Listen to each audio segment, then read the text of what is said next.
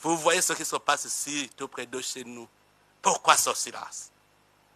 Est-ce que la communauté internationale ne voit pas les conséquences? Je vous dis que si ça continue comme ça, la guerre risque d'être généralisée dans la région. Parce que le peuple ne peut pas se laisser faire.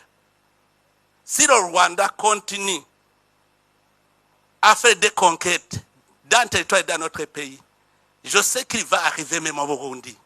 Parce qu'il est en train d'entretenir des jeunes réfugiés.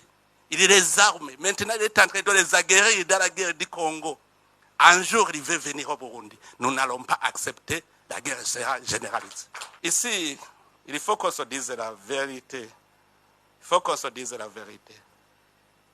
Si on veut réellement déraciner les modes à l'origine du sous-développement de l'Afrique, nous devons encore penser d'où ça vient.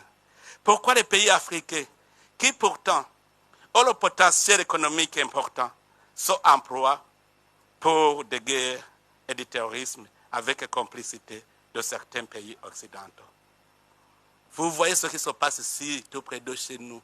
Pourquoi ce silence? Est-ce que la communauté internationale ne voit pas les conséquences? Je vous dis que si ça continue comme ça, la guerre risque d'être généralisée dans la région. Parce que le peuple ne peut pas se laisser faire. Si le Rwanda continue à faire des conquêtes dans le territoire et dans notre pays, je sais qu'il va arriver même au Burundi.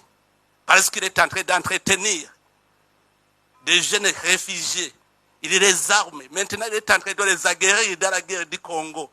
Un jour, il veut venir au Burundi. Nous n'allons pas accepter, la guerre sera généralisée. Nous savons son plan. C'est qu'il est en train de préparer quelque chose contre le Burundi. Et heureusement, les Burundais sont avertis. Si la communauté internationale le laisse faire, en tout cas, ici au Burundi, on ne va pas se laisser faire. J'appelle encore une fois la communauté internationale à prendre cela au sérieux. Nous avons une menace dans la région. Ce n'est pas le Burundi seulement. La Tanzanie, l'Ouganda, le Kenya, c'est à toute la région, c'est une menace. Si l'Est du Congo n'a pas la paix, la région n'a pas de paix. Ne pensez pas que c'est le Burundi seulement qui éprouve une menace. Les Sud-Africains sont en train de souffrir à l'Est du Congo. Est-ce que vraiment, vous voyez où se trouve l'Afrique du Sud?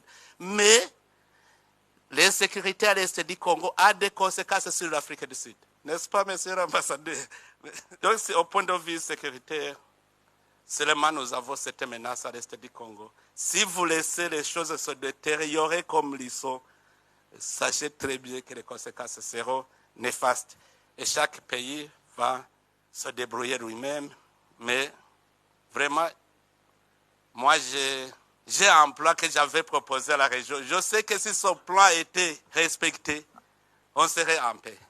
Parce que vous savez, si le Rwanda justifie sa présence par la présence des FDLR, est-ce que ce n'est pas une question qui peut être résolue pacifiquement? Sacrifier le peuple congolais, tuer des millions de gens, sous prétexte qu'il y a une menace. Est-ce que cela ne peut pas être réglé sans verser le sang des innocents?